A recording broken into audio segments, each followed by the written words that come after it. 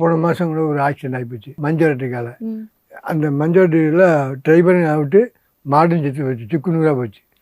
மாடை டிக்கியில் அள்ளி போட்டு ஏற்றியாச்சு, கொண்டு போய் அவங்க ஊரில் அடக்கம் பண்ணோம். 5 லட்ச ரூபா போகிற மாடு.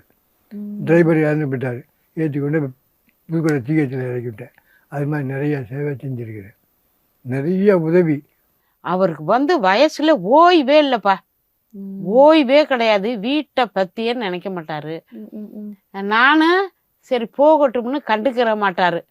நீ போடி, நீ சொல்ற நான் கேட்பேனா, நான் போய்கிட்டே தான் இருப்பேன் அப்படின்னு சொல்லிட்டாரு. சரி நம்ம கண்டிச்சாலும் போக மாட்டேங்கிற, நிக்க மாட்டாரு. உடனே ஆளுகள்லாம் தேடி வந்துடும் எங்க வீட்டுக்கு. எல்லாருமே அண்ணன் எங்க பேரை சொல்லிட்டு, அண்ணனும் வண்டி பெரிய வண்டியில 3 பேரு 4 பேரு வருவா தேடி. வண்டி கொஞ்சம் எட்டி நிற்கும், இவரே ஓடுவார் வண்டி எடுக்க.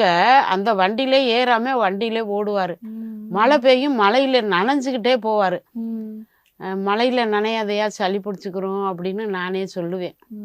சளி பிடிச்சிக்கிறா இருந்தா யாரு பாக்குறது குடும்பத்தை, இப்படி நனைஞ்சுக்கிட்டே போறியான்னு நானும் கேட்டிருக்கேன் 2-3 தடவை.